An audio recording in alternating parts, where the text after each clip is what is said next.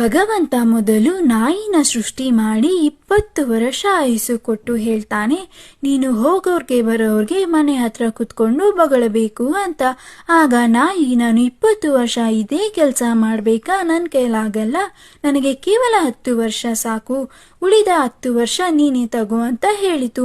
ಭಗವಂತ ಸರಿ ಅಂತ ಒಪ್ಕೊಂತಾನೆ. ಅನಂತರ ಕೋತಿನ ಸೃಷ್ಟಿ ಮಾಡಿ ಕೋತಿಗೂ ಕೂಡ 20 ವರ್ಷ ಆಯುಸ್ಸು ಕೊಟ್ಟು ನೀನು ಎಲ್ಲರಿಗೂ ಮನೋರಂಜನೆ ಕೊಡು ಅಂತ ಹೇಳ್ತಾನೆ. ಆಗ ಕೋತಿ, ನನಗೆ 20 ವರ್ಷ ತುಂಬ ಆಯಿತು, ನನಗೆ ಕೇವಲ 10 ವರ್ಷ ಸಾಕು, ಉಳಿದ 10 ವರ್ಷ ನೀನೇ ತಗೋ ಅಂತ ಹೇಳಿತು. ಭಗವಂತ ಸರಿ ಅಂತ ಒಪ್ಕೊಂತಾನೆ. ಅನಂತರ ಭಗವಂತ ಹಸುನ ಸೃಷ್ಟಿ ಮಾಡಿ 60 ವರ್ಷ ಆಯುಸ್ಸು ಕೊಟ್ಟು ನೀನು ರೈತನ ಜೊತೆ ಇದ್ದು ವ್ಯವಸಾಯದಲ್ಲಿ ಸಹಾಯವಾಗಿರಬೇಕು ಅಂತ ಹೇಳ್ತಾನೆ.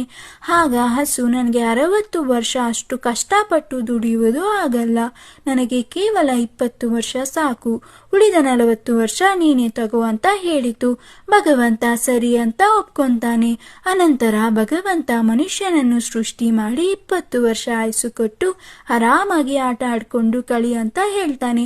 ಆಗ ಮನುಷ್ಯ, ನನಗೆ 20 ವರ್ಷ ಸಾಕಾಗಲ್ಲ, ನೀನು ಹಸು ಬಳಿ ತೆಗೆದುಕೊಂಡ 40 ವರ್ಷ, ಕೋತಿ ಬಳಿ ತೆಗೆದುಕೊಂಡ 10 ವರ್ಷ, ನಾಯಿ ಬಳಿ ತೆಗೆದುಕೊಂಡ 10 ವರ್ಷ ಮತ್ತು ನಂದು 20 ವರ್ಷ, ಒಟ್ಟು 80 ವರ್ಷ ಆಯುಸ್ಸು ಕೊಡು ಅಂದಾಗ ಭಗವಂತ ತಥಾಸ್ತು ಅಂತಾನೆ.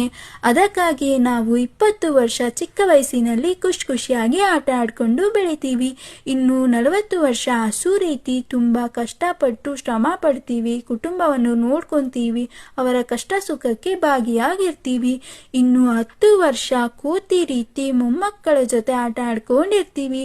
ಇನ್ನು ಕೊನೆಯ 10 ವರ್ಷ ಮನೆ ಬಾಗಿಲ ಹತ್ತಿರ ಕೂತ್ಕೊಂಡು ಹೋಗೋರ್ಗೆ ಬರೋರ್ಗೆ ನಾಯಿ ರೀತಿ ಬೊಗಳ್ತಾ ಇರ್ತೀವಿ.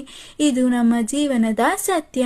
ನಿಮ್ಮ ಫ್ರೆಂಡ್ಸ್ಗೂ ಈ ವಿಡಿಯೋನ ಶೇರ್ ಮಾಡಿ, ಫಾಲೋ ಮಾಡೋದನ್ನ ಮರಿಬೇಡಿ.